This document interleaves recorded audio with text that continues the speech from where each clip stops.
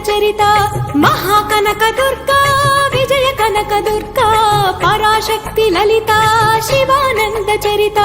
శివంకరి శుభంకరి పూర్ణచంద్ర కళాధరి బ్రహ్మ విష్ణు మహేశ్వరుల సృష్టించిన మూల శక్తి అష్టాదశ పీఠాలను అధిష్ఠించు ఆదిశక్తి మహాకనక దుర్గా విజయ కనక దుర్గా పరాశక్తి లలిత శివానంద చరిత